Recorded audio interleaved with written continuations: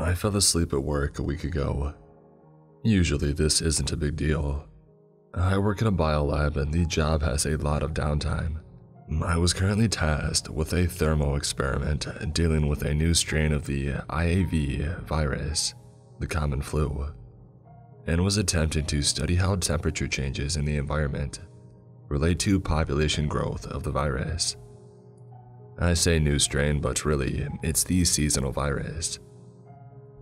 I'm a virologist, but the complex I work at relates to bioresearch of all different kinds of organisms.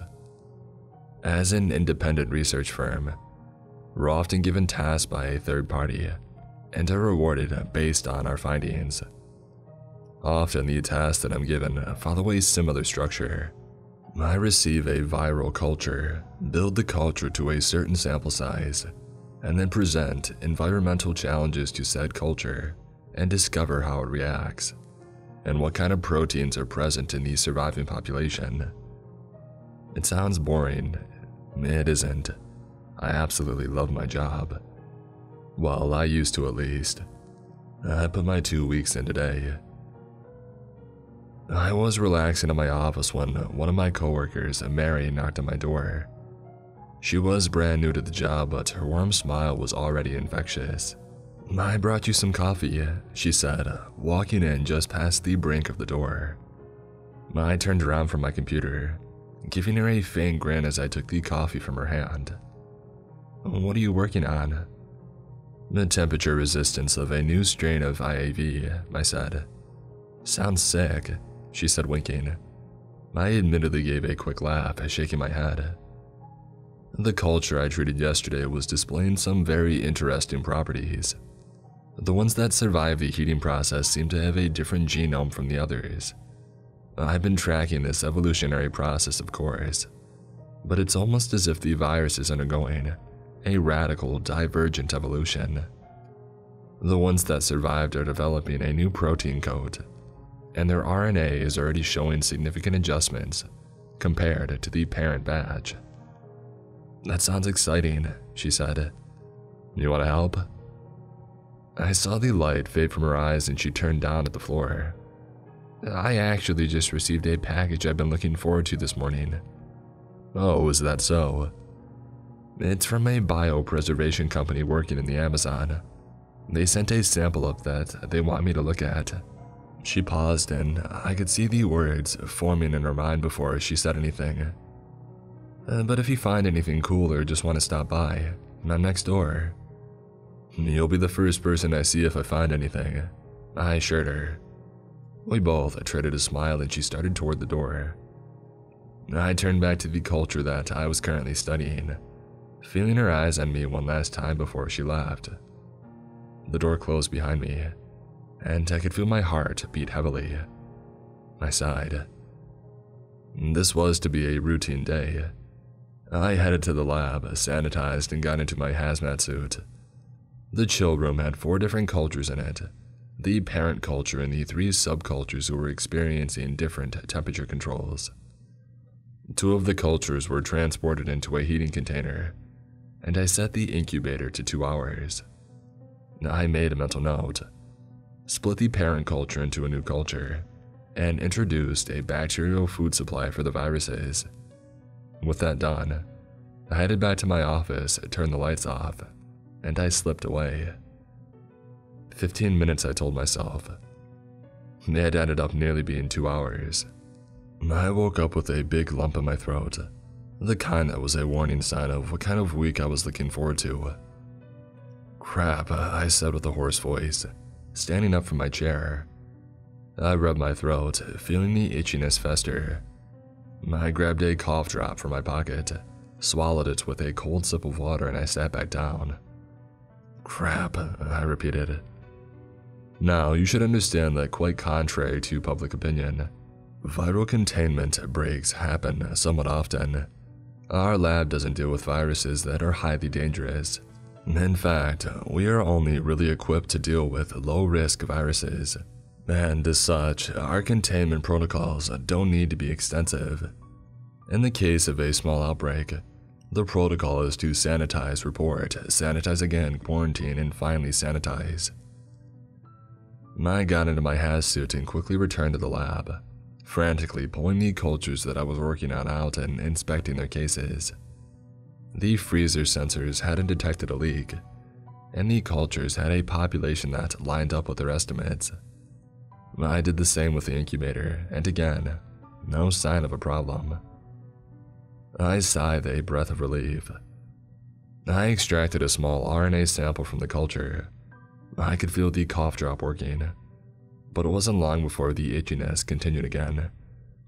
Quickly, but ensuring no more possible containment breaches would occur, I sealed the culture, emailed myself the transcript of the RNA strand, and sanitized everything I touched for the day until there was nothing to sanitize. And then I sanitized everything again. At this point, there really wasn't much I could do. I told my supervisor that I was coming down with something. He wished me good luck and told me to quarantine myself until these symptoms resolved themselves, and, if possible, to procure a culture from phlegm or any other bodily ejections. I thought of the strand that I had just been studying as I drove home, the one with the bizarre genome, the one with the new protein code. I had seen it before, but that was the funny thing about viruses. No matter how often you had seen a pattern emerge, they could still surprise you. The itchiness in my throat propagated. I made soup that night, watching one of my favorite shows, and retreated to my bed. I stripped down and wrapped myself in a blanket as I began to feel the itchiness turn into a painful heat. I had developed a sore throat. It was supposed to be easy. The next morning, I woke with a crippling choke. The soreness had spread along my esophagus, and I could feel a sharp pain in my abdomen. I downed an Advil and spent the remainder of the day in bed, watching thin dark lines of shadow reflect off the backside of my overhead fan. By the next day, I could feel a strict fever and my hands were soaked with sweat. My vision was getting blurry and my head pounded with the drum of a furious disease. I moved to the kitchen, my hands wobbling as I grabbed a bowl and a small bag of cereal. The flakes missed the bowl, and I sat looking at the mess I had made on the table, my shivering hand clanking the spoon against the table. I was famished, but I did not want to eat. I had never experienced a flu like this. Was I patient zero of a potentially disastrous disease? Of course not. Viruses did not mutate like that. I had been working with the common flu. Sure, there were always variations in their genome, but the virus I had been studying was still mostly the same IAV virus that I had worked with for years. I knew this RNA strand, but still, the deviations that I saw. The pain in my abdomen was unbearable by the next day. I could barely open my eyes as sweat drained down my face. I was a wreck, and my body ached from every inch of nerve fiber.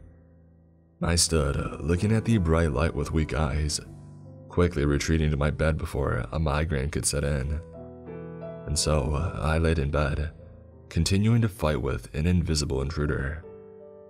I tossed and turned and contorted and writhed, the pain in my stomach intensifying into a maddening crescendo.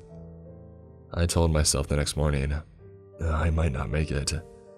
The pain was so severe. My fever was flaring. My throat was intensely on fire, and my abdomen was screaming. I was starving but knew no food would go down. I was thirsty but I couldn't drink. The illness only waned slightly in the evening, when the quiet hours of evening were interrupted by a surprising phone call. "Hello?" I said, feeling the tightness in my head as the fever intensified. "Are you okay?" A soft voice said from the other side. I'm fine." I swung my legs over the side of my bed, the room spinning as I slowly let the walls reorient themselves.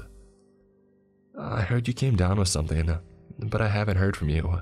She paused, and I could feel nervousness turn to courage as she asked something I hadn't expected. "Do you want me to come over? Maybe make you something?" It was Mary. For the brief moment, my symptoms waned. I didn't feel anything but a slight warmth in my heart, and I was emboldened so badly to say yes. "No," I coughed, laying my hand over my mouth. My hand was warm, and I pulled it back to reveal a piece of dark phlegm. My eyes lightened up in discomfort as I had realized I had coughed up blood. "I don't want you catching whatever I have." She paused. I could sense the worry in her voice when she broke the silence. "Did you get contaminated?" I shook my head, the floor beginning to get dizzy. I grabbed the crusted tile by my side, slinging it on my shoulder as I moved to the bathroom door slowly. "I worked with a flu virus. It's not serious." "I want you to get better," she said. I slammed myself against the counter, looking shakily into the mirror. Yellow eyes looked back at me and my skin was pale. My lips looked dried red as if I had been brought up from the dead. "I'll be okay," I quivered. She sighed, and for a minute we stood silently on opposite ends of the phone. I was holding back violent coughs as I could hear her ease into a new question. "Is it okay if I asked you a question?" "Go ahead," I said, my head throbbing. I could feel something in my stomach, the pain in my abdomen growing in intensity as I turned my face to the sink. Something wanted to come up. I turned the faucet on, dipping the washcloth in the frigid water. "Were you in the office on Monday?" I shakily turned the water off, gripping the edge of the sink as my legs began to weaken. "No, why?" I asked with a fragile voice. "Well, one of the specimens I received from the Amazon went missing, and I was trying to see if maybe you knew where it went."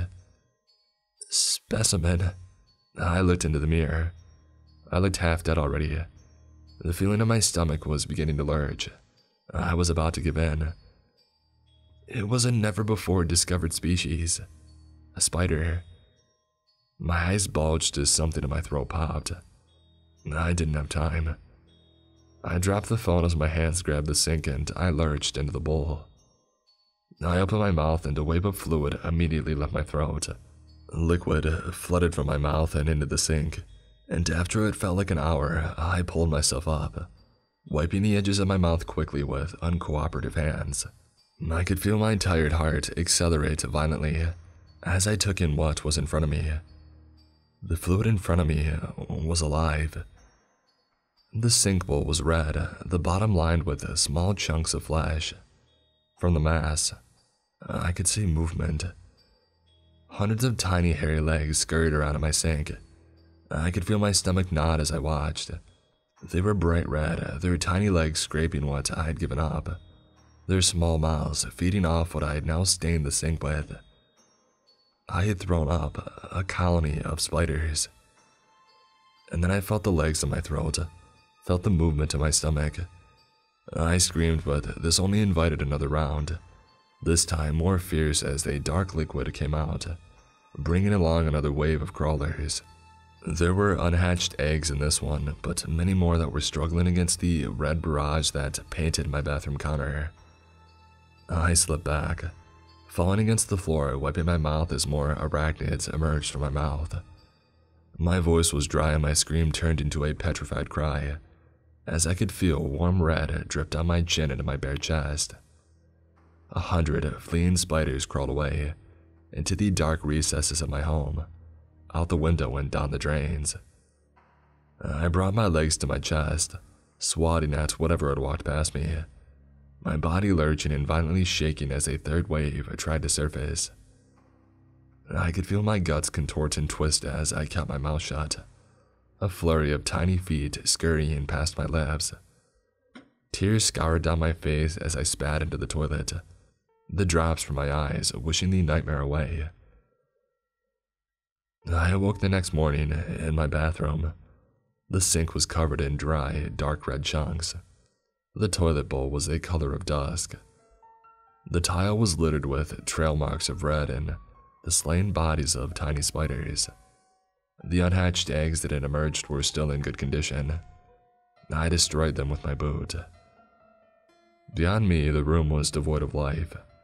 I stood, my strength returning, and I turned in the shower as I quietly sobbed, my aching body destroyed as I wept against the wall. I recovered over the course of that day. I ate, I sanitized, I drank, I sanitized again, and I spent the next 5 hours re-sanitizing everything that I touched. I didn't say anything to anyone. I had the flu. That was my story. And then it dawned on me. I had released hundreds of these into the wild. They had hid and retreated, and there were countless now out on the prowl for the next victim. Victims who were asleep like I was. Victims who didn't know they existed. Victims who might wake up with a sore throat and call it a cold. Victims who would carry on with their lives until they found themselves giving birth to 100 spiders in front of a mirror. I had done nothing to try and contain this. And so I put my 2 weeks in. I'm not a virologist. A virologist would have tried to stop them from entering the world. I was too weak, too horrified. As a result, I have caused an outbreak of a new parasitic species. Mary was devastated when I told her I quit. I told her that I couldn't explain my decision. I didn't want to burden her with the knowledge of what she did to me. I wished her well in her research. She told me that she would keep in touch, but I wasn't sure that I would uphold on my end. I drove home thinking about what had happened. I knew I needed to tell others, so I made this post. I packed my things and I'll be moving to a colder climate. And to this, I can only give a strict warning. If you see a red spider crawling in your house, get rid of it immediately. If you show symptoms of a flu-like disease, get tested. Make sure it really is viral. And if you ever find yourself in the situation that I did, where you become the breeding ground of one of these abominations, plug your nose, aim for the toilet, and just get it over with as fast as you can. It's easier that way. I hope they don't infest the same person twice.